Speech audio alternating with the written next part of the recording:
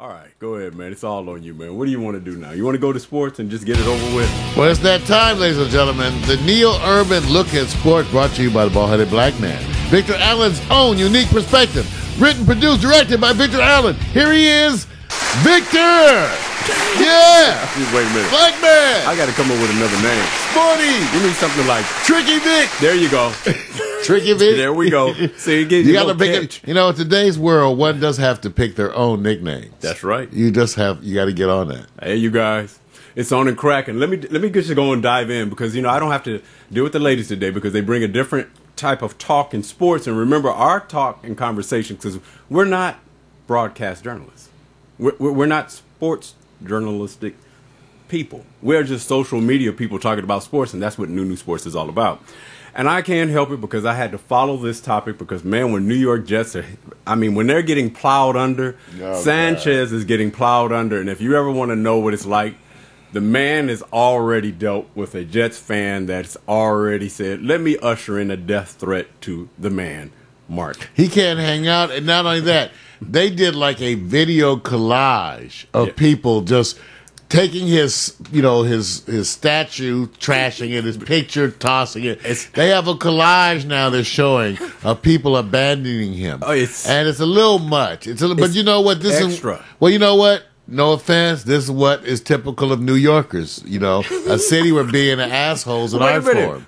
I'm just saying. So it is. It is. And they're proud of it. Let me tell you, call a New Yorker an asshole, and they love it. They don't care. They love it. It's a great doctrine. Yeah, we are. Yeah, and we're proud to be that. Yeah, they're proud of it. So it's a compliment what Mario's telling you because if everybody sits back and says, "Hey," and La La Land, everybody's La La, we add a proudness to it because we are La La. Well, let me do this, man, because first of all, let me just say this. Mark, we don't ever want anybody to ever receive a death threat. That's dead serious.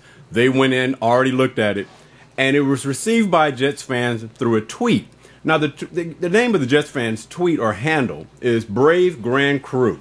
And so I'm just going to give you the quote of the tweet. The police are looking for you, by the way. They have already, just so you guys know, this part of the story has already been solved. He's already apologized. Oh, yeah. He said he got carried away. Yeah. He didn't mean to. Apologize from jail. How's that? Apologize from your cell. Wait a minute. Wait a minute. I know you won't do it no more. Well, no, he's not. He knows. Well, see, it's a backstory to this. Sorry, man. There's a backstory to this. The backstory is really simple. I'm going to read off the tweet. This is what he says, so just don't get inflamed, all right? He says, "Don't come to practice Wednesday. I promise you bullets everywhere." Oh, jail. You can't jail. Cell, I can hear it. Clang. Where's the clang? Wait a minute. Hey, bend over. Gotta take you some Astroglide. Well, see, look, I know. Now, see, here's the part that got me. I'm not going to ride this too much. Let me continue. And it was he tweeted and included Sanchez's Twitter handle in the tweet. And he also said, this is this part that we're going to get to, you guys. It's already been taken care of. The death threat has been taken care of. He's already identified himself willingly, voluntarily. But we're going to talk about motivation because more when we're out and about and we're talking sports, whether we're at a function, networking, whatever, we talk sports. We're going to find out the motivation behind this guy. And I'm going to start with what I call 3 items that we can all relate with. Now, Mario knows what I'm talking about in this. It's always these moments where you say, what motivated him to blame Mark Sanchez that he says he couldn't engage in intimate acts with his girlfriend because he was so upset by Sanchez's performance. Now, Mario, we've all... You know what? You need to get yourself some help. Wait a minute. And they're going to help you in the jail. Wait a minute. Hopefully they're going to help you to get in touch with your feminine side. Wait a minute. That's what they're going to help you with. Now, wait a minute. You get to practice being the bitch. All right, now wait a minute. Now, see, here's the part I'm going to say. Mark, isn't it true? Isn't it true, you guys? Have there been times where you've had the remote on, TV's on, you're in that wonderful moment with your woman, and you get distracted? Have you had that experience? No. Yes, you're lying. Trying to remember. You're lying. I think. Yeah. I'm trying to remember. Wait a minute. Has a woman? I think I've gotten a call from another person. Right. I'm trying to think. But I guess I've been distracted. It's hard to remember. It's so long because I had sex. I had to remember. Wait a minute. Isn't it true? Haven't you had the woman go, will you turn off that TV? Oh, I've had them say turn off that computer. That's right. Something to distract you, right? Yeah, well, I guess, but I wasn't distracted because I was working on the computer. Wasn't no distraction. No. But see, she wanted to go to the next level. So I'm going to do this for you. Okay, Watch what I do with this. See, the part is we're going to find out which one relates with us as an individual, as men. And women can actually go like, yeah, that's the experience I had before. We're going to start with A. We got to say, my man, Brave Grand Crew, A.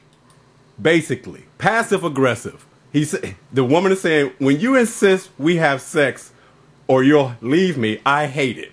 That's A. So we don't say we'll leave you. We just say we're going to have sex with somebody else. Wait a minute. What I said about leaving you, we won't leave you till we have some other sex to replace your sex. Wait a minute. You can't go there yet. Oh, you know you won't leave until you find something better. But can you relate with his first choice of what may have motivated him to go and tweet Mark Sanchez? Could it be A? Well, we're going to think about it for a moment. He said he couldn't have sex. Wait a minute. He couldn't. And we're going to find out what the motivation is. So is it because she hates when he insists on having love or leaving? Maybe not. Let's go to number 2. Number 2, whap-a-slap issues. Where a woman says no to sex, you going to make me a sandwich. So, Mario, could that be the moment where he said... Not the way he's telling it. No, see this. He says it like it's him. Right, but we're trying to find the deeper issue. Oh, okay. I think it's a deeper issue. Okay. I think he already had a problem. Dr. Vic. Like Dr. Phil, but it's Dr. Vic now. Right. You get sports therapy when you come to new sports. Wait a minute. I'm just saying, if the man, think about it. The man goes and says, I had a problem. And we know this. And it's not Viagra. Right. Because you know they're going to sponsor. Viagra's going to sponsor. How old? First of all. Thank you. How old are you?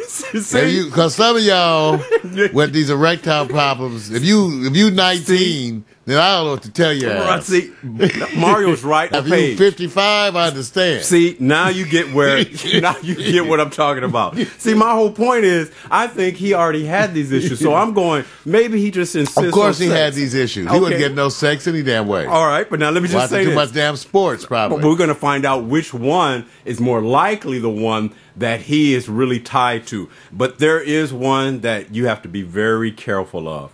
And this is man's best friend, Dog Day Afternoon. He's having a conversation with his best friend, and he tells him, hey, Snoopy, I'm bringing sexy back. And Snoopy says, bitch, please. That's what I said. Like I'm bringing it back. Yeah. So wait a minute. Yeah, missed that train. Wait a minute. Yeah. Wait a minute. Me and Mac are bringing back sex. Yeah. PMC's rooting for us. Norman's gonna be the cheerleader. Wait a minute. Okay, so wait a minute. We're not going nowhere. See, so now, Marty. So you get the point now. So you can kind of relate with.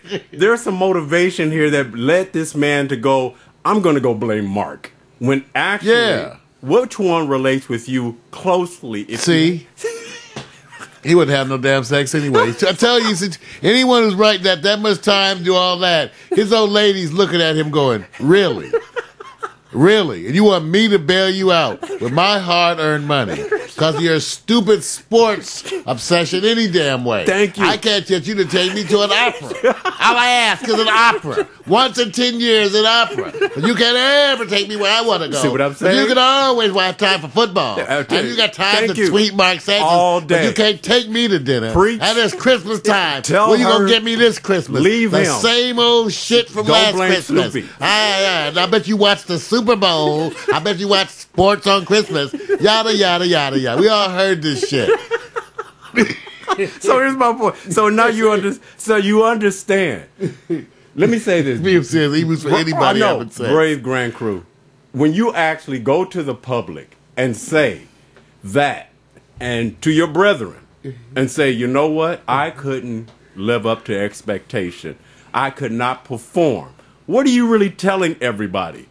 And telling everybody that you're normal. Telling everybody that's what happens. Everybody, all you men 35, your penis on a timer. It's on the clock. right now. TikTok is clicking down. See, ticking down. The part that I'm glad right now. TikTok. I'm glad that Mark Sanchez.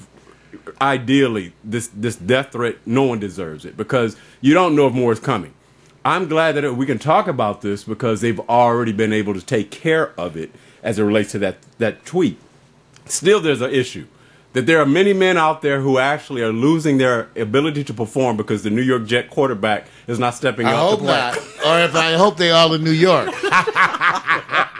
That's wrong. That's cold. That's cold. All right, so let me just say this. Noodles in New York. See, this is cold.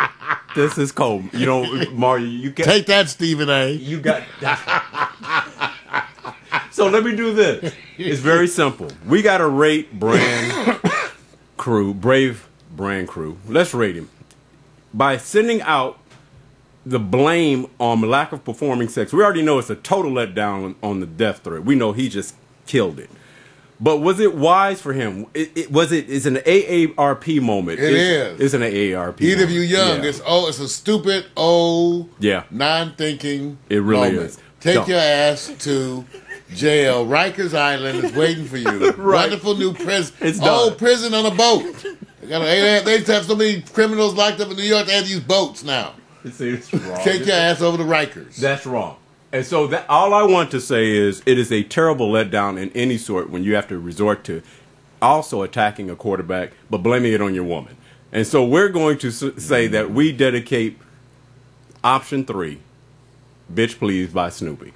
So whatever you're saying. All right, we're going to go over to a quick 2-segment. You can see this photo shot real quick because it's two topics, and I want to know which one you think has steam to continue and which one seems to be the right choice as a reaction. First of all, Tim Tebow will ask to be traded at the end of the season because guess what? The Jets have already said Greg McElroy will start next week. When you look at how they set this up for the beginning of the year, isn't it an insult and a slap in the face to Tim Tebow when all of a sudden he's the one that they're sitting in place? He's the one that put in there and the media hype and that he's not even getting to start the last 2 games and they're out of the playoffs, Mario. Is it really that bad? Or no, is it I think it's just football. It's just football. And I don't think Tim Tebow sees it that way either. I think he just sees it as football. People get chosen. Coaches have people they prefer. It happens, the media tries to hype it. And here's the thing, Vic. Yeah. I was reading all these articles, too, and I don't even think he's going to ask to be traded. You know why? Why? He knows the coach is about to be traded. Right. That's he might as well wait. Why be traded? You know, will be the trip. What if you got traded, and then I know the coach got drafted to that team, and you got the same coach again, but and another team. You're right about one thing, and I think you're close on it. They bring in a new coach. You know how the coaches are. He says, I didn't recruit him. Well, they may or may not. But they may go like in Denver. I think Tim Tebow has already shown he knows who he is. He knows what his skill sets are. He knows that he's not going to be used by them in certain ways. Right. But he's convinced and determined to push through all of this, which is all he can do because he can't control none of that. I agree. So I like the way he's doing it. And I don't think he's going to ask to be traded. As so far as I've seen so far in his career, I don't think he's asked to be traded or anything from anyone. Well, no, he's had to take what he can get. No, and look, you got you have your reps representing you and trying to put you in the best position. And I'm pretty sure they're saying it won't come from Tim Tebow if it is true that he'll be traded. But what he has to do is, first of all, it's a sinking ship in New York right now. And it doesn't seem like it's getting better. It is, but it can, it can get better. They have the Brooklyn, they have the Brooklyn Nets. That's wrong. That's what I'm saying. They can't have, you guys can't have every sport in New York. Minute. New York. Wait a minute. You never will get that. You're not L.A. You're second class. No. L.A. I don't believe New that. York. I don't. Okay, I tell you. So you'll never have multiple championships because L.A. does that. We have hockey, basketball, football. We have everything in California. What about Pittsburgh? I'm just saying, y'all know Pittsburgh. Convince PFC that Tebow would be an advantage Pittsburgh. I love Pittsburgh. They have wonderful sandwiches. What about Tebow? They have wonderful. The Pittsburgh? Yeah. That's not a bad thing, and they would use him. Where would they use him? Because they got the same way that you would use them to me on every team as a special. Today, the NFL specializes in special situations, squads. You think they would be I don't think that they're any different. I think you have a special squad. They do it all the time. That's how they run. I say, so it's no more than that or no less than that. Let me ask you something, too, because it's a good point, because I think it's a lot about all the people around you. They went out their way to do the thing with Tim Tebow. Everybody got on board from the top. Well, I don't know. See, that's what the media says. I don't know. I think they just got another player they had to and put him in the squad, and the media took over. Right, but there's a money thing that we're looking at, the investment in the player. So he was a reasonable. That's cause. what I'm saying. Yeah. Would you rate that Tim Tebow's effectiveness? Because what they wanted is somebody like not a softer side of Ray Lewis that comes into the locker room and mobilizes people to think of things in the greater good or whatever. You know, that synergy person. They looked at him as being that, and a lot of people admitted that's what he's going to bring to the room, not necessarily on the field. Do you think there's a failure not only in the field and in the locker room because they didn't get that accomplished with him? No, actually, because I actually think people like Tim Tebow, when they're surrounded by terrible situations like he had in New York, they actually become a kind of a silent strength. Tim Tebow is remarkable. Have you noticed how he's done nothing? Right. Has he done nothing, said nothing, done nothing? Mm-hmm. So what I'm saying is that when you're in New York on that team, in that locker room, with all that stuff going around, right. For all I know, it's the way he conducts himself and that he hasn't been in controversies that speaks to his leadership. Right. He hasn't been an added log of fuel on the fire. He hasn't stuck it to. He's been nothing but supportive of the coach, Mark Sanchez, his role. Yeah. So I think he's proven again what kind of a character he has. That's why I like him as a football player. PMC just put in the chat room, we'll take him. Yes, I mean, he's a situational player, Vic, and you use it in a situational way. But I think that's the whole point. The NFL has come to that, and today any quarterback, and he runs like a fullback. So running quarterback, situational. You got him for cheap. It's all right. And you know what? The part I'm gonna say here is that no way am I blaming him. He is who he is, and everybody knew about it. The scouts, the coaches, everybody knew. First of all, I'm not going to really listen to the journalists. I'm not going to look at the with corporate massage therapists who actually think they know more. I don't either. I actually say, you put around people who are great leaders. And when you got great leadership in the room, it takes you to a different level. It maximizes your effort. I'm just going to say, whatever was happening within that room, you can't go and say, you know what, he wasn't what I thought we was. I said, you had more than enough information to see. You brought him in. Is this a failure in the leadership not to maximize it? It's a failure in the leadership, but I think he was actually more than, because to me, again, he didn't play as much. Right. Look at the things. Sometimes you do have to look at the things that people don't do. Right. He came in and did his job, got prepared, and kept his mouth shut. He did. Come on, y'all. Come on. Yeah. And worked hard for all your intents and purposes. Continued to work. I take him on my team. That's the kind of cats I like. Right. And look, he stands for something that there are a lot of players that's on the team who are spending a lot of time on the teams who don't get the media hype. And they've always been what they call bench players or secondary players. They're still good in their own right, but he mobilizes the media front. But I'll say this, compared from Denver to this year, I said, man, if any team has made him look bad, it had to be the coaching and play calling. Yeah, even though I don't know, again, I think still most of the people are going to take it as the coaching, not him. That's what I'm saying. So, I mean... That's what I'm saying. I'm not sure they made him look bad. They looked bad. Yeah, they did. And everybody's saying... The Jets looked incompetent. They look incompetent. Right. And that's part of the problem. And I don't know if it will get better next year. That's the part. Well, it probably will, because they'll have a new coach. As much as I like him. Right. You gotta go. I don't see any. Some of them, the performance is just way too bad. The depth of incompetence looks too much. It's way down. So now you're wondering what was those first 2 years. Yeah. All right. Why was that way? This one is an easy one coming up next. This is the part where I said, oh, you guys shouldn't have said this. All right. Josh Brent has been banned from the Cowboys sideline for the remainder of the season, which is equal to 2 games. And the Cowboys, quote, through their media campaign, says, we didn't know. He said, so you didn't know that he was going to be on the sidelines. I said, I can imagine. This is what I'm thinking. Everybody knows this man's face. He comes to the organization. He has to pass security. He has to do everything. You don't think the chat, people on their phones, everybody's going, guess who's on the sidelines? Well, here's what they did come to find out, if the media is right. They did see that he was on the sidelines, but rather than cause stir, they said right at the third quarter, they decided to say, look, you know, he doesn't need to be there.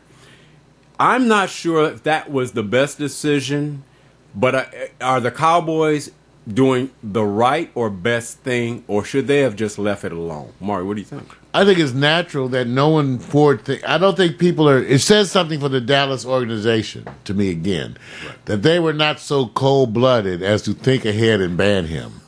Because think what that would take. That's right. Think what the mentality that would take. Oh, he's in trouble. You know what? Quick, ban him. Right. Quick, ban him. Get him. We don't want to. Right. They would got a mentality that would take. So it says something for the Dallas Cowboys that you don't think about banning him until he's already there. Why would you think about banning him? Right. Why would anybody think of banning him? No one would think of banning him. Is this, and this is the part I still stand behind what I said before. Yeah. I said I do understand the affront to of anyone who's against drunk driving and everything, and I do understand everybody's an individual case. The first person I go to is the person who has lost somebody as a daughter, a son, a husband, a wife, a sister, a brother. I go to them first and say, what makes you feel better? I said, the mom said, this will make me feel better. That was what they, to me, said, no, we don't, I'm sorry. Because our general public is having a problem with it. Well, our wonderfully Christian country. I'm just saying. I say that because everything I keep reading is all about forgiveness and understanding, but seem to have none. Seems to have none. Seem to have none, and I don't think we're trivializing what he did. No. What we're acknowledging is there, but for the grace of God, go I. Right. And therefore we are humble. He's not a person who's reveling. He doesn't look like he doesn't care that his actions caused the death of. He's got to. We said that he's got to live with that, and so therefore, I think I can take the spiritual position that I have taken.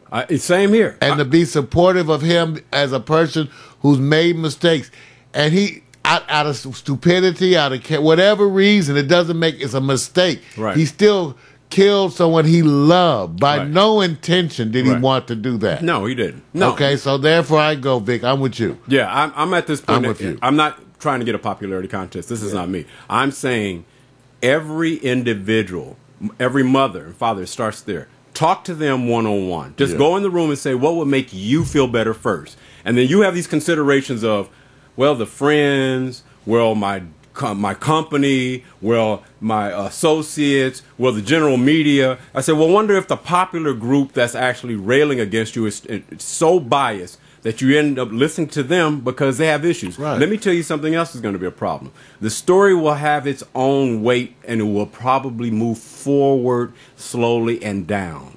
And that mom has to continue living with the fact, as well as Trent, of what has happened in their life. She no longer will see her son. And maybe that the example of seeing this man, although I am not giving him a pass on what his lack of responsibilities are, but for her, I'm actually sitting there going, if this is the wish that makes you feel better, I'm going to do it with everybody in my face saying not to. And I'm like that. When the Dallas Cowboys said, we're banning him, I said, you just, to me, sent a message to the man who lost his life and his mom. And his mom says, you know what? I'm sorry. The fans are bigger than your wish right now.